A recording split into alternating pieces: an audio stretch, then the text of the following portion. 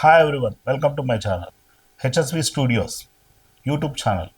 ఈరోజు ప్రముఖ మాకు తెలిసిన ఒక వ్యక్తి, అతను soldier, at the same time ఒక బ్యాంక్ ఎంప్లాయీ, తర్వాత ఈరోజు రాజకీయాల్లో కూడా ఎంతో ఎదుగుతున్న వెంకటరమణ గారిని, ఆయన యొక్క ఎన్నో అనుభవాలను తెలుసుకునే ప్రయత్నం చేద్దాము.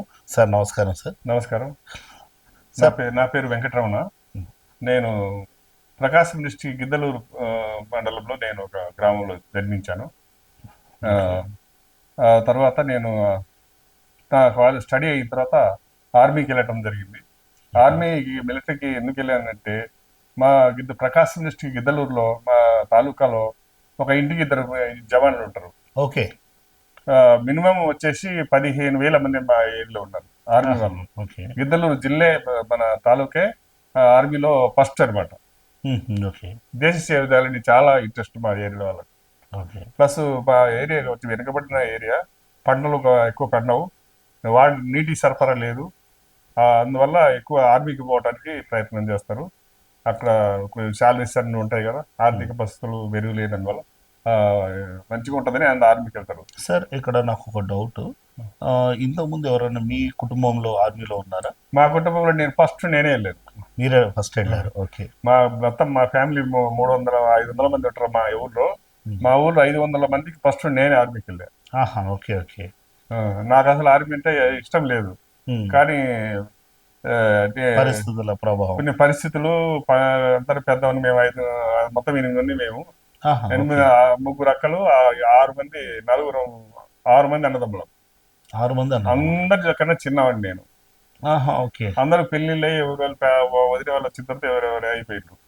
మాకు చూసుకునే వాళ్ళు పెద్దగా లేరు. మా అమ్మ మా నాయన తగ్గిపోయారు. ఓకే. అప్పుడు నేను ఇంటర్మీడియట్ చదవడం చాలా గొప్ప కష్టంగా చదివాను. ఇంటర్మీడియట్ నడిచిపోయి 10 కిలోమీటర్లు నడిచిపోయి చదివాను ఇంటర్మీడియట్. ఏ కాలేజ్ సార్ మీరు చదివింది? కొమరూలు జూనియర్ కాలేజ్, కొమరూలు మండలం మారి గిద్దలూరు. గిద్దలూరు అంటే రాయలసీమ కిందకి వస్తుంది కదా? అది రాయలసీమ, ముందు రాయలసీమలో కర్నూలు జిల్లా ఉన్నది. ఇప్పుడు ప్రకాశం డిస్టిక్ అయింది. 1976. 1976 నుండి ప్రకాశం డిస్టిక్ అయింది. ఓకే. మీ నాన్నగారు ఏం చేసేవారు సార్? మా నాన్న వచ్చేసి ఆయన భూమి ఉన్నది, ల్యాండ్ ఉన్నది 4 ఎకరాలు.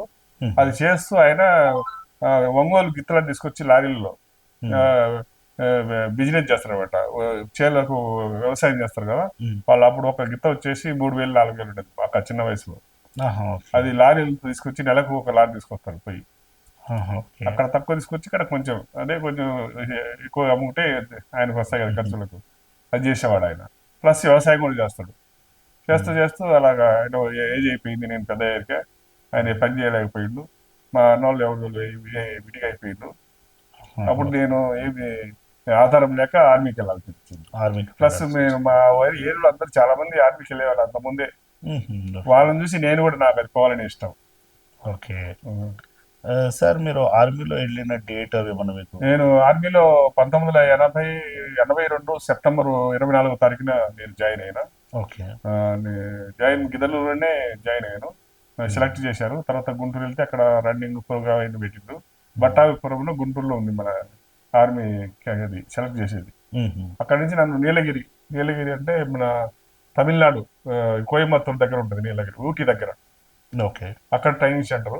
అక్కడ 12 నెలలు కంప్లీట్ చేశాను. విపరీతమైన చలి, సెప్టెంబర్ నుంచి జనవరి 1 వరకు విపరీతమైన చలి. ఆ చలిలో ట్రైనింగ్ చేశాను. చాలా కష్టం ట్రైనింగ్. అదే. అప్పట్లో ట్రైనింగ్ ఎన్ని రోజులు ఉండేది సార్? ఫస్ట్ బేసిక్ ట్రైనింగ్ చేసి 6 మంత్ 6 మంత్ కంప్లీట్ చేసిన తర్వాత ఒక 20 డేస్ ఇంటికి పంపిస్తారు. ఆ 20 డేస్ అయిన తర్వాత మళ్ళీ వెళ్ళి జాయిన్ అవ్వాలి. ఆ తర్వాత మళ్ళీ బేసిక్ ట్రైనింగ్ లో ఓన్లీ వెపన్ ట్రైనింగ్ ఉండదు. వెపన్ అంటే రైఫిల్తో ఓన్లీ హ్యాండ్స్, ప్లస్ హ్యాండ్స్ నడవటం ఎలాగా అవన్నీ నేర్పిస్తారు. సెల్యూట్ ఎలాగ చేయాలా, పెద్దవాళ్ళకి సెల్యూట్ ఎలాగ చేయాలా, లేకపోతే ఏదైనా ఒక డ్రిల్ చేసేటప్పుడు ఏ విధంగా నడవాలి, లెఫ్ట్ రైట్, దేని సెల్యూట్, బాయ్ సెల్యూట్ అవన్నీ నేర్పిస్తారు. మొత్తం 6 మంత్ కంప్లీట్ గా. ఓకే. బేసిక్ ట్రైనింగ్ చాలా టఫ్ ఉంటుంది. అంత పెద్ద ఐస్ పన్నట్టే ఉంటుంది. కానీ ఒక పీరియడ్ చేస్తే ఒక డ్రెస్ మార్చాలి, అంత చెమటలు కనిపిస్తారు. టైమింగ్ ఏ టైంలో? టైమింగ్ వచ్చేసి దానిలో మార్నింగ్ 4:30 5 o'clock మధ్యలో మాకు టీ ఇస్తారు. ఆ టీ ఇచ్చిన తర్వాత మనం కాలకృత్యాలంటే మనం బాత్రూమ్ అవన్నీ చేసి మళ్ళీ 6 o'clock నాకు తిత్వాల కంపెనీ అని నీలగిరిలో మా కంపెనీ ఉండేది. ఆ కంపెనీ వచ్చేసి 7 కిలోమీటర్ల పైకి ఎక్కాలి కొండ మీదకి. ఆ 7 కిలోమీటర్ల నుంచి మళ్ళీ కిందికి రావాలి. రోజుకు 5 సార్లు ఎక్కాలి కిందికి పైకి. ఊరికి నడుచుడు కాదు, రెడీ గో అంటే పరిగెత్తాలి. టైమింగ్ ఉండేదా సార్? రెడీ గో అంటే 10 నిమిషాల్లో అక్కడ 15 నిమిషాల్లో మళ్ళీ రెడీ గో అంటే కింది వచ్చి పరిగెత్తాలి. పొద్దున 6 గంటలకు ఇక్కడ పీటీ ఉంటుంది గ్రౌండ్ లో, 6 గంటలకు అటెండ్ చేయాలి పీటీ పీరియడ్. అక్కడి నుంచి పరిగెత్తుకుంటూ వచ్చేసరికి చెమటలు కాస్తాయి. పీటీ పీరియడ్ ఇంకా విపరీతంగా ఉంటుంది. రన్నింగ్ ఎక్సర్సైజ్ వాకింగ్ విపరీతంగా చేస్తారు. అదేలేండి సార్. వాళ్ళ పీరియడ్ పీటీ మొత్తం తడిచిపోతాయి. మళ్ళీ సెకండ్ పీరియడ్ మళ్ళీ స్టార్ట్ అయ్యి 7-7:30కు. అప్పుడు మళ్ళీ వేరే డ్రెస్ వేసుకోవాలి. రోజుకు 4 డ్రెస్సులు మారుతారు. ఓకే. ఈ ఎక్సర్సైజ్ లోనే మీకు మొత్తం అసలు ఏముండదు. నేను 6 నెలలకు నాకు ఓన్లీ చర్మము, ఈ కన్ను లేదు, ఎముకలే మిగిలినాయి. అస్సలు అంత చల్లగా అయిపోయినా. అంత చలిలో అంత హార్డ్ వర్క్. ఇంటికి వస్తే మా నాన్నమ్మ చూసి నన్ను పట్టుకొని ఏడ్చింది. ఏమైంది ఇట్ అయిపోయాను అని. ఎందుకు పోయాను నువ్వు ఇక్కడ, ఏదో ఒకటి చేసుకోకపోయాను అని. సర్లేనా అమ్మ, మళ్ళీ బాగా అయిపోయాను, ఏం కాదంటే మళ్ళీ 20 రోజులతో మళ్ళీ కొంచెం కవర్ అయింది బాడీ. ఇంటి దగ్గర మంచిగా ఫుడ్ పెట్టిండ్రు. 20 days కు మళ్ళీ కవర్ అయింది. అప్పుడు మళ్ళీ 6 వీక్లు మళ్ళీ జాయిన్ అయినా. ఈ బేసిక్ ట్రైన్ అనుకుంటే వెపన్ ట్రైన్ ఇంకా టఫ్. గన్ ట్రైన్ ఈ 6 months అయిపోయిన తర్వాత అది ఎన్ని మంత్స్ ఉంటుంది సార్? అది 6 months. అదే 6 months. ఇది హ్యాండ్స్ ట్రైనింగ్ వచ్చేసి 6 నెలలు ఉంటుంది. ఈ 6 నెలల్లో వచ్చేటప్పుడు మొత్తం టెస్టులలో పాస్ అవ్వాలి. పాస్ అయితేనే ఇంటికి పంపిస్తారు, లేకపోతే పంపించరు. ఓకే. అవి పాస్ అయిన తర్వాతనే మళ్ళీ మీకు అన్ని వాళ్ళ ఇంటికి పంపిన ట్రైన్ ఉంటుంది, అది పంపిస్తారు. పర్మిషన్ ట్రైన్ కు అవన్నీ ఇచ్చి పంపిస్తారు. మళ్ళీ వచ్చేటప్పుడు కూడా ట్రైన్ అది సర్టిఫికేట్ అని ఇస్తారు. వాళ్ళే రిజర్వ్ చేసి అన్ని మొత్తం వాళ్ళే ఇస్తారు. అది పాస్ అయితేనే, పాస్ అయిపోతే లేదు మళ్ళీ చేయాలి. 6 నెలలు. అప్పట్లో అంత హార్డ్గా ఉండేది, చాలా హార్డ్. అప్పుడు మేము చదివినప్పుడు నేనే అందరికన్నా మంచి క్వాలిఫైడ్. అగ్రిమెంట్ చదివిన ఎవరు లేదు. అంతా ఏలు ముద్ర వాళ్ళు, పెద్ద పెద్ద వాళ్ళంతా ఏలు ముద్ర అయినా వాళ్ళు ఒకసారి చెప్పారంటే ఇంకా తిరిగి ఉండదు. దాన్ని అంత కరెక్ట్ అక్యురేట్ చెప్తారు. ఢిల్లీ చెప్పారంటే అసలు అరకు ఇక్కడి నుంచి వస్తే త్వరగా 5 కిలోమీటర్లకి వస్తుంది. అంత స్టాంగ్ ఉంటుంది వాళ్ళ దగ్గర. ఇండియన్ ఆర్మీ యొక్క గొప్పతనాలు ఇవన్నీ. సార్ ఫస్ట్ మీరు ఏ పోస్ట్ ద్వారా దాంట్లో? ఫస్ట్ నేను సోల్జర్ కి జాయిన్ అయ్యాను. సోల్జర్ అంటే సిపాయిగా. ఎంతకాలం అది? నేను అదే అయిన తర్వాత ట్రైనింగ్ అయిపోతా మళ్ళీ వెపన్ ట్రైనింగ్ అది కూడా పాస్ అయిన 6 months తర్వాత మొత్తం 12 నెలలు అయింది. అప్పుడు అక్కడ అయిపోతానే 1983 మే నెల అనుకుంటా. మే నెలలో నాకు ఫస్ట్ పోస్టింగ్ యూపీ ఉత్తరప్రదేశ్ లో ఫైజాబాద్కి వచ్చింది. అప్పుడు నేను మా దాంట్లో మద్రాస్ రెజిమెంట్ మాది. మద్రాస్ రెజిమెంట్ లో మొత్తం 28-30 ఉన్నాయి రెజిమెంట్లు. అందులో మాది 16 Madras. 16 Madras. First Madras, second Madras, third Madras, fourth Madras, ఇట్లా మొత్తం 29 మద్రాసులు ఉన్నాయి. ఒక దానిలో వచ్చి 1200 మంది ఉంటారు ఒక యూనిట్ లో. సార్ ఇక్కడ నాకు ఒక డౌట్. మనకు ఆల్రెడీ ఆంధ్ర అటు మద్రాసు విభజింపబడింది అంతకుముందే. మరి 82లో మీరు జాయిన్ అయిన తర్వాత కూడా మద్రాస్ అనడానికి కారణం ఏమన్నా ఉందా? మద్రాసు రెజిమెంట్ మన 4 స్టేట్లకు అంటే కర్ణాటక, ఆంధ్ర, అప్పుడు ఆంధ్ర ఉన్నది, తెలంగాణ కూడా, ఆంధ్ర, కేరళ, తమిళనాడు, వీటి 4 స్టేట్లకు కలిపి అది మద్రాసు రెజిమెంట్. మద్రాస్ అనేవాళ్ళు. అందుకే మనం ఎక్కడ పోయినా కానీ మన ఆంధ్ర వాళ్ళు అనరు, తంబి అంటారు. తంబి. అవును సార్. తంబి అంటే మన అందరం కలిపి తంబిలో అన్నమాట. అదే కరెక్ట్. ఎందుకంటే సినిమాల్లో కూడా నేను చాలా దగ్గర విన్నాను. ఎవరైనా చెప్పేది ఉంటే ఇడ్లీ సాంబార్ అని మద్రాసీయులు అనేవాళ్ళు. ఈ 4 స్టేట్లు కలిపి మనం మద్రాసి అంటారు. మద్రాసి అని. అక్కడ యూపీ వాళ్ళు ఉంటారు కదా. అవును. మద్రాసి ఆరా అంటారు. తెలుగు కూడా అంటాడు. తెలుగు అన్నాడు, కర్ణాటక వాడు అన్నాడు. మద్రాసి ఈ 4 స్టేట్లు. ఇప్పుడు మీరు మొదట జవాన్ గా చేసినప్పుడు మీరు మొట్టమొదట పోస్టింగ్ ఎక్కడ పడ్డది మీకు? మొట్టమొదటి పోస్టింగ్ నాకు అక్కడ ఇది ఫైజాబాద్ చెప్పాను. ఫైజాబాద్ లో అక్కడ చేశాను. అక్కడ నుంచి అక్కడ 3 years చేశాను. ఆ తర్వాత అక్కడి నుంచి నాకు శ్రీనగర్ వచ్చింది ట్రాన్స్ఫర్. అంటే నాకు వేరే యూనిట్ ట్రాన్స్ఫర్ చేశారు. మాకు వేరే అంటే కొద్ది రోజులు రెస్ట్ తీసుకోవడానికి కొంచెం వీక్నెస్ కొన్నప్పుడు ప్లస్ నాకు అప్పుడు అక్కడి నుంచి ఒక ఆర్డర్ వచ్చింది అనమాట, ఇంతమందిని పంపించండి మా కాడికి 3 years. అప్పుడు నేను శ్రీనగర్ పోయాను 1984. అక్కడ శ్రీనగర్లో 53 బ్రిగేడ్ ఇన్ఫెంట్రీ బ్రిగేడ్ అది, అక్కడ పోయాను. అక్కడ పోతే అక్కడ తర్వాత శ్రీనగర్లో బాగానే ఉంది. అక్కడ తర్వాత నేను మ్యారేజ్ చేసుకున్నాను. మళ్ళీ నా ఫ్యామిలీ మ్యారేజ్ చేసుకున్న మళ్ళీ వచ్చి ఒక 6 months తర్వాత మళ్ళీ వచ్చి తీసుకెళ్ళాను. అక్కడే ఫ్యామిలీ పెట్టాను, మా అమ్మ, నేను, మా భార్య. అక్కడ నేను అమర్నాథ్ టెంపుల్ చూసాము 2 సార్లు. శ్రీనగర్ అమర్నాథ్ టెంపుల్ వెళ్ళి చూసాము. మళ్ళీ అక్కడి నుంచి లదాఖ్ పోయినాం. లదాఖ్ వచ్చినప్పుడు మా ఫ్యామిలీ వెకేట్ చేసింది ఇంటికి. 1 year తర్వాత లదాఖ్ వచ్చింది ట్రాన్స్ఫర్. లదాఖ్ లో నుంచి గ్లేషియర్ 1 ఐదు తిరిగాను లదాఖ్ నుంచి. అక్కడ చాలా టఫ్ ఏరియా అది, అసలు ఐస్ గడ్డ సేవింగ్ చేసేది లేదు.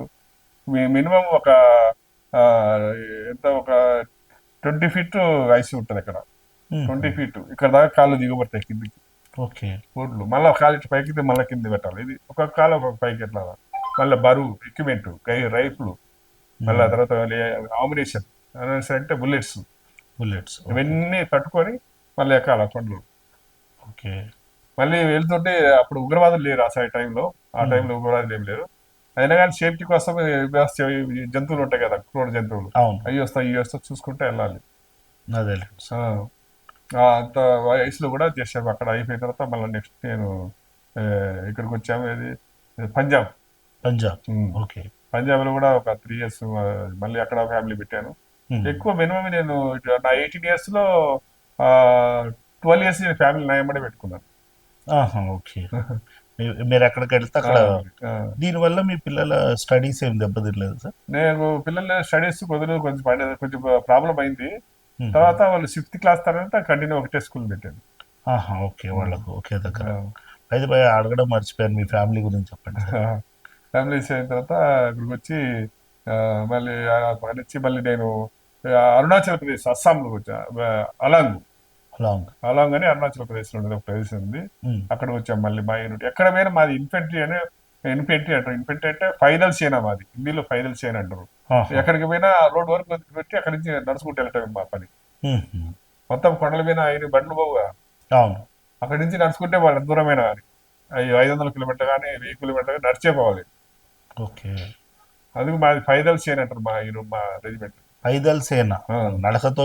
నడక వెళ్తే సైనికులు అంటే ఆపోజిట్ లో కుతం లడా అంటే ఎదురుగా పొడుచుకొని ఫైర్ చేసిన తర్వాత బతికిన వాళ్ళని పొడుచుకొని చచ్చేది మాది. దాంట్లో చేశాను నేను దాన్ని పైదల్ సేన, ఇన్ఫెంట్రీ అంటారు దాన్ని. ఇన్ఫెంట్రీ బటాలియన్ మాది 16 మద్రాస్ రెజిమెంట్. మీది రిటైర్మెంట్ ఎప్పుడు? అయితే నేను అక్కడి నుంచి నేను అలాగ్లో చేశాను కదా 1997. నేను అక్కడి నుంచి మళ్ళీ చైనా బార్డర్ కు 2 నెలలు నడుచుకుంటా పోయినాం. చైనా బార్డర్ అక్కడ సుబాన్సరి ఒక పెద్ద నది ఉంది అక్కడ. ఆ నది వచ్చేసి చాలా స్పీడ్ ఉంటాయి వాటర్. అది క్యాన్ బ్రిడ్జ్ అని ఉంటుంది. క్యాన్ అంటే ఇప్పుడు మన క్యాన్ చైన్లు ఉన్నాయి కదా, ఆ చైన్ అది కర్రతో ఇక్కడ లావు ఉంటాయి కర్రలు, అదే క్యాను. అంతా బ్రిడ్జి కడతారు.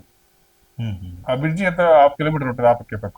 అది కింద నుంచి పోతుంటాయి నీళ్ళు, ఎక్కడో కింద పోతుంటాయి, చాలా స్పీడ్ పోతుంటాయి, చూస్తే కింద పడిపోతాం. ఆ బ్రిడ్జి మీద నుంచి ఒక 1/2 kilometer ఇక్కడ నుంచి నడుచుకుంటారు, ఈ కొండ మీద నుంచి ఆ కొండ మీద. అలాంటి ఒక 20-30 బ్రిడ్జిలు 30 బ్రిడ్జిలు నేను క్రాస్ చేశాను నేను, మా యూనిట్ మొత్తం. పట్టుకొని పైన 2 కడతారు, కింద ఒకటి ఉంటుంది, అది తాడులాగా. దాని మీద ఇట్లా ఊతుంటది, గన్ను ఉంటది, బుల్లెట్లు ఉంటాయి, అన్ని ఉంటాయి, ఎక్విప్మెంట్, రైఫిల్ అన్ని. అవి పట్టుకొని నడవాలి. కింద చూసామంటే పడిపోతాం.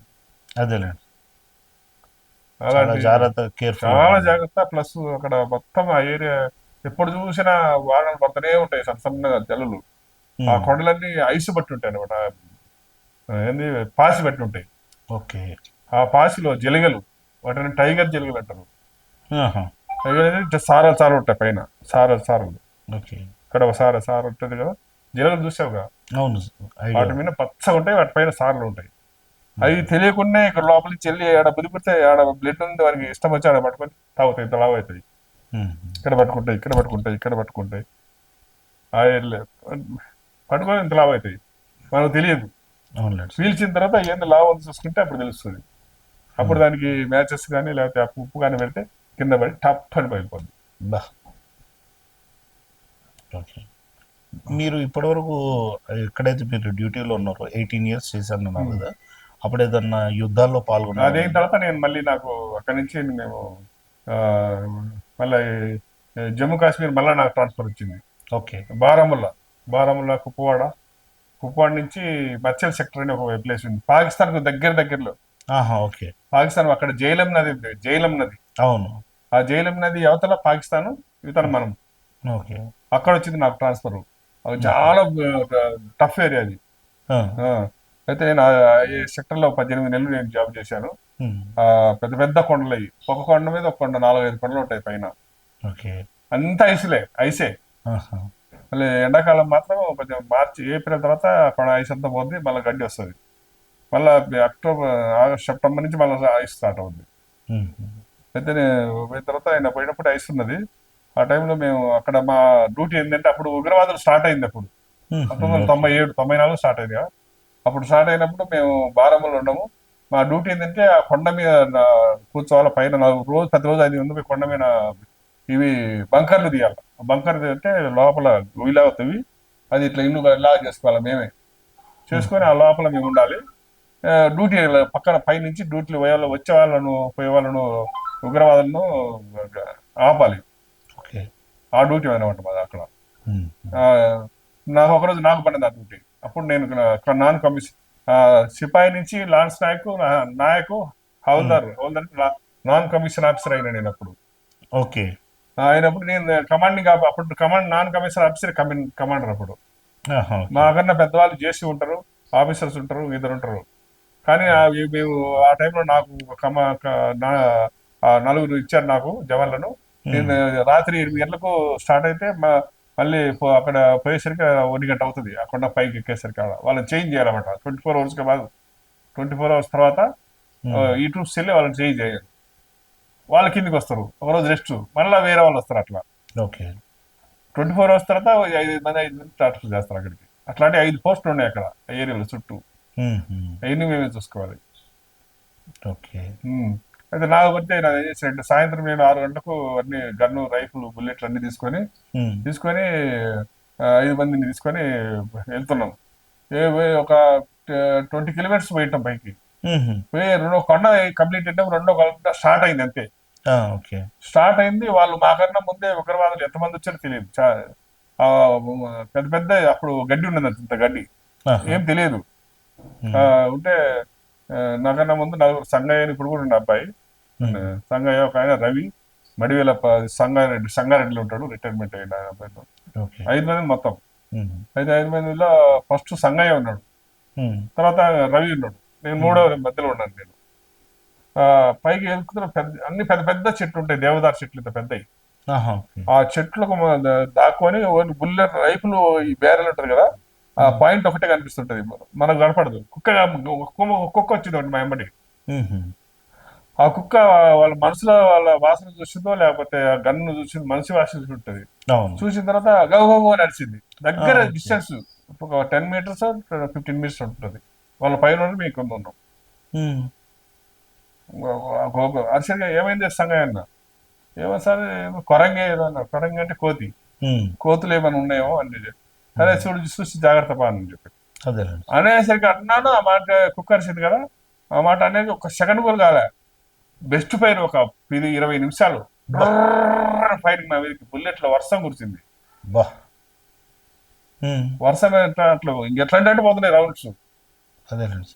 కనీసం మినిమం ఒక 10 మెంబర్స్ పైన ఉంటారు వాళ్ళు. ఉమ్, మీరు 5 మెంబర్స్. మేము 5. అంటే ఆ సౌండ్, ఆ ఫైరింగ్ బట్టి నాకు అంత ఐడియా వచ్చింది ఇంతమంది ఉన్నది. అదేలేండి. ఎంబడి నేను చేసినట్టే పొజిషన్ అండి, పొజిషన్ అంటే కింద పడుకోవటం. ఉమ్, పొజిషన్ ఎంబడే వారికి కదయకడ 3 రౌండ్లు ఎడబడినాయి. పడితే చెయ్యి ఎగిరిపోయిన బా. ఎగిరట్టమన్నది 3 ఏళ్ళు. ఇప్పుడు కూడా ఉన్నాడు ఆయన, అదేలేండి. తమిళనాడు. ఫోన్ చేస్తుంటాడు నాకు. ఓకే. అయితే రాత్రి ఇప్పుడు ఏంటంటే 12 అయింది ఆ టైంలో, 11:30, 12 అయింది ఆ టైంలో. అప్పుడు కిందకి కుక్క 20 నిమిషాలు పరిగెత్తుకుంటూ పోయింది కిందికి పోయి ఆయన ఆఫీసర్ చుట్టూ గురి తిరుగుతా ఉందంట. కానీ వాళ్ళకి సౌండ్ తెలిసిపోయింది. నాకు ఆయన ఫోన్ చేసి ఉంటారు అక్కడ అప్పుడు ఈ ఫోన్లు ఏమి లేవు. ల్యాండ్ షెట్ అని ఉంటది ఎత్తున, అది క్యారీ చేయాలి దాంతోనే మాట్లాడుకోవాలి. అవునులేండి. సిగ్నల్ సెట్ అంటారు దాన్ని. అది క్యారీ చేయాలి, ఒకటే ఉంటుంది. ఒక ట్రూప్స్ ఒకటి ఇస్తారు. అది చేసి మా ఆయన నాకు ఫోन చేసి ఉంటారు. रमना जी क्या हुआ है ना सर, हमारे ऊपर उग्रवादी अटैक किया, ऑलरेडी लोग पोजीशन लिया, हमारे ऊपर फायरिंग किया, रेस्पॉन्ड करने से वो लोग ज्यादा लोग गए, हमारे ऊपर आके अटैक करेंगे सर, मैं फायरिंग नहीं करवाया, पोजीशन बोल के मैं हम लोग एक आदमी को चोट लगाया, 2 उंगली उठ गया बोल के बोला, 2 उंगली उठ गया. तो అక్కడ ఒక పాస్వర్డ్ ఉంటుంది, ప్రతిరోజు ఒక మార్క్ ఉంటుంది పాస్వర్డ్. బ్రిగేడ్ డి కమాండ్ నుంచి వస్తుంది అది. రామ లక్ష్మణ భరత శత్రుఘ్న 2 ఉంటాయి. మనం రామ్ అంటే వాళ్ళు మన వాళ్ళు అయితే లక్ష్మణ్ అని చెప్పాలి, అది చెప్పకపోతే ఫైరింగ్ అంటే వేరే వాళ్ళను అర్థం. ఓకే, ఇక్కడ నుంచి రామ్ అనగానే అవతల నుంచి మనం రామ్ అంటే మనోడైతే లక్ష్మణ్ అంటాడు, లక్ష్మణ్ అనాలి. ఓకే, అంటేనే మనోడు. అదే అనలేడు అంటే ఇంకా ఫైరింగే, ఎవరన్నా సంబంధం లేదు. ఆడ ఆ జవాన్ కు డ్రెస్ మన వాళ్ళది ఉన్నా కూడా డ్రెస్ ఏది లేదు, మన వాళ్ళు ఎవరన్నా కాదు. ఓకే, చెప్తేనే okay Lakshman okay please come అంటాం, చెప్పలేదనుకో ఫైర్ స్టార్ట్. అదేలేండి సార్. ఓకే, ప్రతిరోజు ఒక్కొక్కటి, ప్రతిరోజు ఒకటి సాయంత్రం చెప్తారు అందరికి కోడ్, ప్రతిరోజు లీవ్ మొత్తానికి ఒకటి ఉంటుంది. లీవ్లు వచ్చేసి 3 బటాలియన్లు ఉంటాయి. ఒక బటాలియన్ వచ్చేసి 24,000 మంది. వీళ్ళందరికీ చెప్తారు, ప్రతిసారికి అలౌన్స్ చేస్తారు. తెలియని వాళ్ళంటే ఎవరు ఉండరు ఆ ఏరియాలో. ఓకే, చాలా ఒక మొత్తం డిసిప్లిన్ తో చేసుకోవాలి, చాలా అలర్ట్ గా ఉండాలి. అయితే అప్పుడు చేసి అప్పుడు ఫైరింగ్ చేస్తే అది ఈ టైంలో మేము ఎవరు రాలేము మీ దగ్గరికి, పొద్దున్న 8 గంటల వరకు నువ్వే సంభాలించాలి అని చెప్పిండు ఆయన. अभी हम लोग नहीं आ सकते, सुबह 8 बजे तक आपके अंडर में है, आप उसको बचाना है అన్నాడు. फायरिंग करो मत करो, ये आप तो करना है तो करो, आपको मर्जी है, मगर उनसे बचाना आपका काम है अన్నాడు. हम लोग नहीं आ सकते అన్నాడు. अरे ठीक है सर, फिर मैं మినిమం 30-25 మినిట్స్ తక్కువ ఫైరింగ్ పోగాయి. అంటే 25 నిమిషాల ఫైరింగ్ లో కొండలు మొత్తం గీపెట్టినాయి శబ్దాలతోటి. అసలు బుల్లెట్లు చెట్టుకు చూస్తే చెట్టు ఉంటాయి ఎదురుగా, ఏ చెట్టుకు పట్టినా ఓల్సే. అట్లా ఈ చెట్టులో దూరి మళ్ళీ అవతలికి పోతాయి రౌండ్. అవునండి సార్, అంత సపోర్ట్ రౌండ్ తిరుగుతూ పోతుంది బుల్లెట్. ఇక్కడ పడిందంటే అవతలికి వెళ్ళి అవతల పెద్ద ఊరు ఉంటుంది, చీల్చుకుంటూ ఓడమే, మొత్తం ఎగిరిపోతాయి. అట్లా పోసి 11:30కు సంగయ్యను తీసుకొని మేము అప్పుడు అక్కడ పైన 5 మంది ఉంటారు కదా, వాళ్ళకు కూడా తెలిసిపోయింది. వాళ్ళు వచ్చిండ్రు అక్కడి నుంచి. వచ్చేసరికి మేము ఎక్కువసేపు అయింది, 25 నిమిషాలు అయ్యేసరికి వాళ్ళు ఆ ఫైరింగ్ వాళ్ళ దగ్గర బుల్లెట్లు అయిపోయినాయి. చాలా పూర మరగయ్య జలో అని వెళ్ళిపోతుంది వాళ్ళు. మాకు వినిపిస్తుంది వాళ్ళ మాటలు. ఇండియన్స్ చాలా పూర మరగయ్య అని అన్నారు, మాకు వినిపిస్తుంది. వీడేమో చెయ్యి ఇట్లా ఇరిగిపోయింది, ఏడుస్తున్నాడు, నోటికి గుడ్డ పెట్టిన బరిగిన్లన్నీ తీసుకెట్టినా ఆగుతలేదు బ్లడ్. అదే ఆ టైంలో దేవుడే నాకు అంత ధైర్యం ఇచ్చినట్టు అనుకుంటా. అంతే, కరెక్ట్ కదా సార్. అసలు నాకు భయమే లేదు ఆ టైంలో. నా బనిగిన్స్ మొత్తం తీసేసి ఆయన చుట్టిన, ఆయన చుట్టి ఏడో నోట్లో ఆయన బనిగిన్ పెట్టి అడుచుండి పెట్టదు కదా, అరవకుండా బనిగిన్ పెట్టాం. పెడితే అప్పుడు పైనుంచి ఆయన వచ్చి ఆయన రమణ సార్ ఏమైంది సార్ అని, ఇక్కడే దగ్గర ఉన్నాము వెళ్ళిపోయిన వాళ్ళు అంటే వాళ్ళు వచ్చిండ్రు. వాళ్ళు వచ్చి గందరం వచ్చి ఆయన నేను భుజం మీద గన్ను పెట్టుకుని భుజం మీద ఎత్తుకొని పోయిన పైకి ఆ బంకర్ దగ్గరికి. ఆ నుంచి మినిమం ఒక 25-30 కిలోమీటర్స్ ఉంటుంది. అక్కడికి ఎత్తుకొని పోయినాం ఆయన. ఎత్తుకొని పోయి 1 గంట అయింది మేము. అప్పుడు హెలికాప్టర్ వచ్చింది అక్కడికి. హెలికాప్టర్ వస్తే ఆయన హెలికాప్టర్ వచ్చి శ్రీనగర్ హాస్పిటల్ జాయిన్ చేయించింది ఆయన. ఇప్పుడు కూడా ఉన్నాడు ఆయన. ఇప్పటి వరకు మీరు మీ ఒక ఉద్యోగ రీత్యా ఎన్ని అవార్డ్స్ రివార్డ్స్ పొందారు సార్? అప్పుడే నాకు కమాండేషన్ కార్డ్ అవార్డు ఇచ్చి నాకు తిరుపతి ఎన్సీసీకి 3 years రెస్ట్ కోసం పంపించారు. తిరుపతి ఎన్సీసీలో నేను SV arts college, Madanapalle BT college, Venkatagiri degree college, Kalahasti degree college, వీటంటే డిగ్రీ పిల్లలకు నేను ఏబి సర్టిఫికెట్ ఎన్సిసి నేను డ్రిల్ చెప్పేవాడిని. ఆహా, ఓకే. ఫైరింగ్ డ్రిల్ అని చెప్పి అందరికి చాలా నాకు అందరు చాలా పరిచయం రాయలసీమ మొత్తం. ఓకే. కడపలో కూడా చెప్పాను, నేను కర్నూలులో చెప్పా. అదేలేండి సార్. కర్నూలులో బి బి క్యాంప్, బీకే ఆహా. ఎన్సిసి బెటాలియన్ ఉంది ఇక్కడ, ఆహా, ఓకే. అక్కడ కూడా చేసి చెప్పా. ఓకే. ఆ, అదైన తర్వాత మళ్ళీ నేను ఆ నుంచి నాకు 1996 నాకు మళ్ళీ ట్రాన్స్ఫర్ వచ్చింది ఇక్కడ లంగరోస్ హైదరాబాద్. ఓకే. అప్పుడు మా యూనిట్ 16 మద్రాసు ఇక్కడే ఉన్నది అప్పుడు. మ్మ్. అప్పుడు నాకు ఈజీ అయితే ఇక్కడికి వచ్చేసా, ఫ్యామిలీతో వచ్చా డైరెక్ట్ అక్కడి నుంచి. ఓకే. అప్పుడు మా పిల్లలు చిన్న పిల్లలు, మా అబ్బాయి ఏమో 4th క్లాసు, మా పిల్లలు ఇద్దరు చిన్న పిల్లలు, ఒకరు 1st 2nd చిన్న అమ్మాయిలు. సార్ ఈ విషయాల్లో మనం ఒకటి అడుగుదాం అనుకుని మధ్యలో ఆగిపోయాను. చెప్పండి. మీ కుటుంబం, మీ పిల్లలు ఎంతమంది, నాకు మీ ఫ్యామిలీ? నేను 1993లో 95లో మ్యారేజ్ చేసుకున్నా. ఆహా, ఓకే. 95లో మ్యారేజ్ చేసుకొని శ్రీనగర్ వెళ్ళాం. తర్వాత నాకు 97లో నాకు అబ్బాయి, ఆహా, మళ్ళీ 98లో నాకు అమ్మాయి, మళ్ళీ ఓకే. 87 అబ్బాయి, ఆహా, 1987. 87లో అబ్బాయి. మళ్ళీ 98 ఒక అమ్మాయి, 92 ఒక అమ్మాయి. పెద్ద అబ్బాయికి మిగతా పిల్లల ఏజ్ గ్యాప్ ఉందనుకుంటా. మధ్యలో గ్యాప్. Okay, okay. మొత్తం అంటే ముగ్గురు నేను పిల్లలు. ఇంటి దగ్గర వదిలిపెట్టాల్సి వచ్చింది కొద్ది రోజులు, ఆహా, అట్లా గ్యాప్ వచ్చింది. ముగ్గురు పిల్లలు మీకు. ఇప్పుడు వాళ్ళు సెటిల్ అందరు అయిపోయారు. అందరి సాఫ్ట్వేర్ ఇంజనీర్, అందరు ఇంజనీరింగ్ కంప్లీట్ అయింది, అందరు జాబ్లు, అందరికి మ్యారేజ్లు అయిపోయినాయి. అందరి పెద్ద అబ్బాయికి పాప, అమ్మాయికి పెద్ద అమ్మాయికి బాబు, చిన్న అమ్మాయి ప్రెగ్నెన్సీ ఇప్పుడు. ఆహా, ఓకే, ఓకే. అబ్బాయి మొన్ననే పోయిన వారంలో సౌత్ కొరియాకు కంపెనీ త్రూ ఓకే. వచ్చింది, మొన్న పోయిన వారం అయిపోయింది. ఆహా, ఓకే. సార్ మీరు ఈ జవాన్ నుంచి ఏదైతే మీరు కమాండర్గా మారారో, మారిన తర్వాత రిటైర్ ఎప్పుడు అయ్యారు సార్?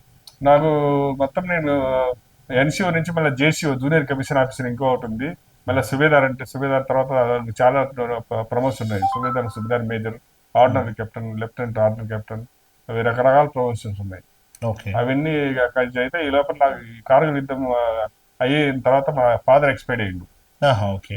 మా ఫాదర్ ఎక్స్పైర్డ్ అయితే మా ఇంటి దగ్గర ఎవరు చేసేవాళ్ళు లేరని చెప్పేసి నాకు కమాండింగ్ ఆఫీసర్ లెటర్ రాసింది త్రూ మా వాళ్ళు. ఆయన నాకు 3 monthsలోనే నాలాగా ఒక 20-25 మెంబర్స్ వాలంటీర్ రిటైర్మెంట్ రాసింది. నాకు ఇంటి దగ్గర పనులు ఉన్నాయి అని చెప్పేసి. అవునులేండి సార్. అప్పుడు ఒక 3 monthsలోనే మమ్మల్ని ఒక 20 మెంబర్స్ పంపించేశారు ఇంటికి, ఫుల్ పెన్షన్. ఓకే. 15 years దాటితే ఫుల్ పెన్షన్. ఓకే. ఇప్పుడు మీరు అక్కడ నుంచి వచ్చిన తర్వాత మళ్ళీ ఇక్కడ మీకు స్టేట్ గవర్నమెంట్ ఏదో జాబ్ వచ్చిన తర్వాత మళ్ళీ నేను ఒక 3 years 2001లో నేను August 1, 2001 రిటైర్మెంట్ వాలంటీర్. నేను మళ్ళీ 3 years వరకు నేను బయట, అప్పుడు నేను ఇక్కడ మా ఫ్యామిలీ మొత్తం ఇక్కడే ఉన్నది. అప్పుడు నేను బయట కొద్ది రోజులు బయట చేశాను, రిలయన్స్ లో వాటిల్లో నేను సూపర్వైజరీ చేశాను. అయితే నాకు 2004లో నాకు కెనరా బ్యాంకులు వచ్చింది. నేను ఇంటర్మీడియట్ కదా నా క్వాలిఫికేషన్. అయితే నేను అప్పుడు గన్మెన్ గా వెళ్ళాల్సి వచ్చింది. అంటే అవి అప్పుడు IBAS ఎగ్జామ్ అవి ఉంటాయి కదా, అవి రాయాల్సింది. అవి మనకు రావు కదా, తెలియదు. కాబట్టి నేను గన్మెన్ గా అప్పుడు దానికి కూడా మేము గన్మెన్ కు కూడా ఎంతమంది 20 members దాకా ఎగ్జామ్ రాసినాం. రాస్తే మేము 5 మంది పోయినాం 2004లో. అయితే నేను అక్కడ నేను చేశాను. నేను ఫస్ట్ వచ్చేసి నాకు ట్రాన్స్ఫర్ ఇక్కడ Canara bank Moosapet Y junction, మళ్ళీ వచ్చేసి వివేకానంద నగర్, మూడోది వచ్చేసి బంజారా హిల్స్. అదే కెనరా బ్యాంక్ సంబంధించిన దాంట్లోనే 3 branches లో మీరు వర్క్ చేశారు. బంజారా హిల్స్ లో నేను మళ్ళీ అక్కడ నాకు ప్రమోషన్ క్లర్క్ గా ఎగ్జామ్ రాశాను. నేను క్లర్క్ గా అయిన తర్వాత నన్ను వికారాబాద్ పంపించాను. వికారాబాద్ వెళ్ళిన తర్వాత అక్కడ నేను ఆఫీసర్ ఎగ్జామ్ రాసినాను. ఆఫీసర్ అయినా. Super sir. ఆఫీసర్ అయిన తర్వాత నేను ఆ మేనేజర్ కూడా నేను అవ్వాల్సింది, కానీ ఇంతవరకు చాలనుకున్నా. అంటే అప్పటికి మీరు రిటైర్మెంట్ అయిపోయారా? ఇంకా ఉన్నాయి. నేను మేనేజర్ ఆఫీసర్ ఎప్పుడైనంటే ఇక్కడ 2013లో నేను బంజారా హిల్స్ లో క్లర్క్ అయినా. మళ్ళీ అక్కడ నుంచి 2017లో నేను ఆఫీసర్ అయినా. ఆఫీసర్ అయిన 3 ఏళ్ళకి మళ్ళీ మేనేజర్ కావచ్చు, 3 years. అయితే నేను వద్దని చెప్పాను. అక్కడ నుంచి నేను మళ్ళీ 2022 నాది 17 years కంప్లీట్ అయిపోయింది. 17 years. రిటైర్ 60 years కదా, కంప్లీట్ అయిపోయింది. ఇక్కడ నుంచి నేను సోమాజిగూడకు వచ్చాను. అక్కడ నుంచి మళ్ళీ సోమాజిగూడ నుంచి రిటైర్మెంట్ అయ్యింది. సోమాజిగూడలో కెనరా బ్యాంక్ సంబంధించిన బ్రాంచ్లోని మీరు రిటైర్మెంట్ కావడం జరిగింది. అంటే ఈ విధంగా మీరు ఒక దిక్కు సైన్యంలో జాబ్ చేశారు, అక్కడ రిటైర్మెంట్ తీసుకున్నారు, ఇక్కడ బ్యాంకులో చేశారు, దాంట్లో రిటైర్మెంట్ తీసుకున్నారు. ఈ రెండు అయిపోయిన తర్వాత మరి ఇప్పుడు ప్రస్తుతం మీరు ఈ రాజకీయాల మధ్యలో ఈ వైపు బ్యాంకులో డ్యూటీలు చేస్తూనే నేను పెద్ద అమ్మాయికి రెండో అమ్మాయికి మ్యారేజ్ చేశాను. ఓకే. మళ్ళీ ఇది అయిపోయిన తర్వాత మళ్ళీ చిన్న అమ్మాయికి ఈ సంవత్సరమే ఫిబ్రవరిలో మ్యారేజ్ చేశాను. ఆహా, ఓకే. అయితే చేస్తే మళ్ళీ నేను ఒక టూ మంత్స్ 3 years 4 months నేను ఖాళీగా ఉన్నాను. అప్పుడు బీజేపీలో ఎలక్షన్స్ నడిచినాయి కదా, ఆ టైంలో నన్ను ఊరికే ఏజెంట్గా వచ్చి కూర్చోండి సార్, మీరు ఇంటికాడ ఉన్నారు కదా అంటే సరేలే ఊరికి కూర్చున్నాను. కూర్చుంటే మా వాళ్ళంతా మా యాదవ్స్ 300 members ఓట్లేసింది. ఆహా, ఓకే. అయితే చాలా హ్యాపీ అయిపోయింది నాకు. తర్వాత అక్కడ బూత్ లో కూడా నన్ను మంచిగా మెచ్చుకున్నారు. అదైన తర్వాత మళ్ళీ నాకు నెక్స్ట్ బీజేపీలో మెంబర్షిప్ అని ఒకటి వచ్చింది, మెంబర్షిప్ చేయమని. నేను 600 మంది మెంబర్షిప్ చేశా. నేను 600 మంది కాక వేరే వాళ్ళకి కూడా హెల్ప్ చేశా, వాళ్ళకి 30 మంది. నేను ఎక్కడికైనా పోతే కాలనీ మొత్తం నాకు పరిచయం కదా, మొత్తం ఎక్కడ పోయినా నాకు మారవాడి వాళ్ళు, వాళ్ళతో పెద్ద పెద్ద షాపుల వాళ్ళు కూర్చోబెట్టి వాళ్ళు టీలు కాపీలు ఇచ్చి నాకు అందరు వాళ్ళే మెంబర్షిప్ చేసింది. 600 మంది చేశా. చాలా గొప్ప విషయం సార్. అయితే ఇప్పుడు ప్రస్తుతం మీరు రాజకీయాల్లో కంటిన్యూ అవుతున్నారా? కంటిన్యూ. నాకు అసలు రాజకీయాలు అంటే ఇష్టం లేదు, అదే. కానీ అక్కడ పోయిన తర్వాత ఏదైనా ఒకటి మనకు అప్పచెప్తే అది రెస్పాన్సిబిలిటీతో చేయాలని ఆతృత నాది. అదేలేండి సార్. Okay, right. మరి భవిష్యత్తులో ఏం చేద్దాం అనుకుంటున్నారు? రాజకీయాలు ఎంతవరకు? భవిష్యత్తులో నా ఏజ్ 64 years, కానీ నాకు ఏమి ఇస్తారు ఈ టైంలో? నాకు ఏది ఇచ్చినా ఇవ్వకపోయినా కానీ నాకు ఎంత ఈ శాతమైనంత వరకు నేను బీజేపీలోనే ఉంటాను. బీజేపీ వాళ్ళ దాంట్లోనే నేను వాళ్ళకే నా చేతనందుకు హెల్ప్ చేయాలి, సాయం చేయాలని నా కోరిక. చాలా మంచి విషయం సార్. అయితే ఒక చిన్న విషయం సార్, బీజేపీని ఎన్నుకోవడానికి ఏదైనా రీజన్ ఉందా? బీజేపీని ఎన్నుకోవడానికి మన బీజేపీ అంటే భారతీయ జనతా పార్టీ. భారతీయ జనతా పార్టీలో ఆర్ఎస్ఎస్ మన హిందూ మతానికి మెయిన్ మనది. మన హిందువులకు గురించిన పార్టీ అంటే మన బీజేపీ. ఇప్పుడు ఎంతమంది రకరకాల కులాలు ఉన్నారు, ఎస్సీ బీసీ ఉన్నారు, ఓసీ ఉన్నారు, అంటే అన్ని మన ఎస్సీ వాళ్ళు ఎస్సీ కూడా మన వాళ్ళే, అందరు మన వాళ్ళే. కాకపోతే హిందువులకు సంబంధించినది ఇది నాకు అనిపించింది భారతీయ జనతా పార్టీ. అది మీ వ్యక్తిగతంగా నాకు అనిపించింది మనసులో, అందుకు నేను దీంట్లో ఉండాలనిపించిన. నేను దీంట్లో బీజేపీలో చేరిన తర్వాత నెక్స్ట్ మళ్ళీ 3 years ఆర్ఎస్ఎస్ ప్రోగ్రామ్ లో దాంట్లో ఆర్ఎస్ఎస్ లో జాయిన్ అయినా. ఆర్ఎస్ఎస్ జాయిన్ అయ్యి నేను కొత్తగా గ్రూప్ పెట్టిన, నేను భువనవరం గ్రౌండ్ అని ఒక కేపీహెచ్బి కాలనీలో ఉంటుంది గ్రౌండ్, ఆ గ్రౌండ్ లో కొత్తగా ఓపెన్ చేశా. 2 వారాలు అయింది. ఇప్పుడు 5-6 మంది వస్తారు, 10 మంది దాకా వస్తారు. అంతా పెద్ద పెద్ద వాళ్ళే, కోటీశ్వర్లు అందరు వస్తారు. నాకు ఎంత మంచిగా మాట్లాడతారంటే వాళ్ళు, ఎట్లా ఉండే అంటే భారతీయ జనతా పార్టీ మొన్న బీహార్లో చూసావా ఎంత పట్టుదలతో ఆర్ఎస్ఎస్ వాళ్ళు మొత్తం ఇంటింటికి వాళ్ళ నినాదాలు చూస్తుంటే నాకు అయితే ఆశ్చర్యం అనిపిస్తుంది. మన హిందువులు ఇట్లా కలిసి ఉండాలని ఇది ఉత్సాహం అనమాట. చాలా సంతోషం సార్. అయితే ఇక్కడ ఒక చిన్న మాట నేను అడుగుతున్నాను అనుకుంటూ, సైన్యంలో చేసినప్పుడు మొత్తం దేశాన్ని రక్షించే కాన్సెప్ట్లో మీరు వెళ్ళారు. ఇక్కడ భారతీయ జనతా పార్టీ అంటే అందరికీ మతతత్వ పార్టీ అన్నది ఒక ముద్ర ఉంది. అటువంటి దగ్గర మీరు దేశంలో అనుకున్నప్పుడు ఇందులో కుల మతం అన్నది ఏది లేకుండా ప్రతి ప్రాంతాన్ని కాపాడే ఒక వ్యవస్థలో మీరు ఉద్యోగం చేసి వచ్చిన వాళ్ళు, దీన్ని మీరు ఎలా సమర్థిస్తారు?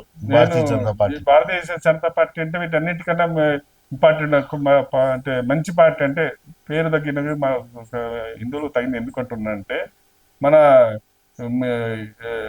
ఇంగ్లీష్ వాళ్ళు, బ్రిటిష్ వాళ్ళు మన దేశాన్ని మన అన్నిటికన్నా మన దేశం గొప్ప దేశం అంట, అభివృద్ధి గల దేశం మన దేశం ఇండియా. ఇప్పటి నుంచో ధనం దేశం అంట మాది. అయితే మన దేశాన్ని పీల్చి పిప్పి చేసి ధనమంతా తీసుకెళ్ళి మన దేశాన్ని మొత్తం దరిద్రం పాలు చేసి, ప్లస్ మన వాళ్ళు కులాలు రకరకాల కులాలు మార్చి ఒకరికొకరు పెట్టి పట్టాలు పెట్టించి మన లేడీస్ మన అందరినీ మన స్త్రీలను వాళ్ళు రకరకాలుగా హింసలు పెట్టి రకరకాల మానభంగాలు చేసి అట్లా చేసి మన దేశం నాశనం చేసిపోయినారు. సార్, మీ జీవిత అనుభవాన్ని బట్టి మీరు ఇప్పుడున్న యువతకు ఏదైనా సూచన ఇవ్వాలనుకుంటున్నారా? అవును. అయితే ఇప్పుడు ఏ విధంగా అయితే ఇండియన్ ఆర్మీలో ఒక క్యాస్ట్, ఒక మతము, ఒక కులము, ఒక జాతి లేకుండా ప్రతి మతము, హిందూ, ముస్లిమ్స్, రెడ్డి, యాదవ్, ఆ, ముదిరాజ్, ప్రతి కాస్ట్కు చెందిన వాళ్ళు ఆర్మీలో ఉంటారు. వాళ్ళందరికీ ట్రైనింగ్ ఇచ్చేసి ఏ విధంగా మన ట్రైనింగ్ ఇవ్వటం అంటే ఏ విధంగా ఎందుకు ఇస్తున్నాం, మనం దేశాని కోసం మనము మన శత్రువులతో పోరాడి మన దేశాన్ని మనం కాపాడుకోవడానికి మనం ట్రైనింగ్ ఇస్తారు. అదే విధంగా మన పిల్లలకు మనము మన చిన్న వయసు నుంచే వాళ్ళకు ట్రైనింగ్ చెప్తూ చిన్న విషయాలు మన దేశం గురించి, మన ఏ విధంగా డెవలప్ కావాలా, మన చదువుల గురించి, దేశాన్ని గురించి, మన రిలేషన్స్ గురించి అందరి చిన్నప్పటి నుంచే వాళ్ళకు చెప్పుకుంటూ పోతూ ఉంటే వాళ్ళు పెద్ద అయిన తర్వాత వాళ్ళు ఒక ఆ, ఉన్నత స్థాయికి ఎదుగుతారు. అదే రాజకీయాల్లో కానీ లేకపోతే చదువులో కానీ. ఇప్పుడు మన అన్ని ఇంతకుముందు అందరూ చదివే వాళ్ళు డాక్టర్ కావాలంటే చాలా కష్టం పేదవాళ్ళు. ఇప్పుడు పెద్ద చిన్న కుటుంబం నుంచి వచ్చేసి వాళ్ళు డాక్టర్లు అవుతున్నారు, ఇంజనీర్లు అవుతున్నారు, లాయర్లు అవుతున్నారు. ఒకరు కాదు, రకరకాల పెద్ద పెద్ద పోస్టులు ఉన్నారు చిన్న పిల్లలు కూడా. ఎందుకు చదివించి వాళ్ళు పెద్దగా చేయాలని ఒక తల్లిదండ్రుల అభిప్రాయం. అదేవిధంగా మన దేశాన్ని కూడా కాపాడాలా. ఇదే విధంగా వీళ్ళు మన దేశాన్ని కాపాడుతూ ఉంటే మనకు ఇప్పటికైనా మంచిగా ఉంటుంది. రక్షించుకోవాలనే బాధ్యత అందరికీ ఉండాలి దేశంలో. ఏ విధంగా అయితే మన మోడీ గారు ఆ, ఆ, అగ్నివీర్ పథకం పెట్టిండు. అగ్నివీర్ పథకం ఎందుకు పెట్టిండు? ఆయన అందరూ ట్రైనింగ్ లో పని వాళ్ళు ఉంటారు, మంచి వాళ్ళను సెలెక్ట్ చేయడు. 5 సంవత్సరాల తర్వాత వాళ్ళందరికీ మళ్ళీ మంచిగా ఎగ్జామ్ పెట్టి వాళ్ళు ఎవరైతే మంచిగా ఉంటారో వాళ్ళకి పర్మిట్ చేస్తారు ఆయన. అది చాలా నాకు నచ్చింది మోడీ గారు ఈ స్టెప్ వేసినా కానీ అసలు సూపర్గా ఉంటుంది ఆయన చేస్తే. అది నాకు చాలా ఇంట్రెస్ట్. అదేవిధంగా మన మన యువత మన పెద్దవాళ్ళని చూసి నేర్చుకొని మన దేశాన్ని కాపాడుకోవాలి. వాళ్ళ లైఫ్ని, వాళ్ళ ఫ్యామిలీని, వాళ్ళందరినీ వాళ్ళ బాధ్యత వాళ్ళు తెలుసుకుంటారు అని నా అభిప్రాయం.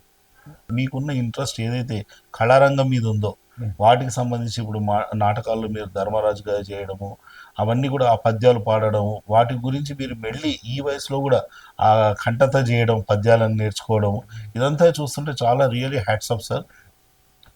శ్రీకృష్ణ రాయబారంలో కృష్ణుడు ఆ, పడక సీన్లో ఉంటాడు. అప్పుడు దుర్యోధనుడు, అర్జునుడు ఇద్దరు సహాయం కోసం వస్తారు. వచ్చినప్పుడు దుర్యోధనుడు ముందు వస్తాడు, తలభాగం ముందు కూర్చుంటాడు. అర్జునుడు తర్వాత వస్తాడు, పాదాల భాగంలో కూర్చుంటాడు. కూర్చున్న అప్పుడు పాడే ఒక సందర్భంలో ఒక పద్యం పాడతాను. ఈతడు అర్జునుని సంభావించు రీతి ఒక విధముగను, మమ్ము గౌరవించు వైఖరి మరి ఒక తెరంగునను కనపట్టుతున్నది. కాని లోకాచారముగాన నే వచ్చిన పని తెలిపేదా. హా బావా శ్రీకృష్ణ, నే వచ్చి చాలాసేపు అయినది. ఇంతకు నే వచ్చిన పని ఏమందువా? కౌరవ పాండవుల్ పెనవు కాలము చెరువయ్యే, మాకు అవ్వారికి కూడా ఎక్కుడగు బంధు సముద్రుడవు ఈవుగాన, నీ చేరిక మాకు ఇరువురకు క్షేమమే గూర్చడిదౌట, సాయమున్ కోరగ ఏగుదెంచితిమి, సాయమున్ కోరగ ఏగుదెంచితిమి, గోపకులైక శిరో విభూషణ. ఆ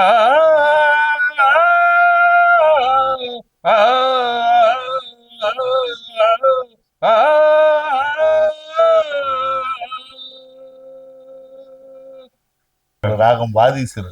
ఇది నాటకాలు వేయటం అన్నిటికన్నా మంచిగా నచ్చింది. నాకు యుద్ధం చేసేది కూడా అంత ఇంట్రెస్ట్ లేదు.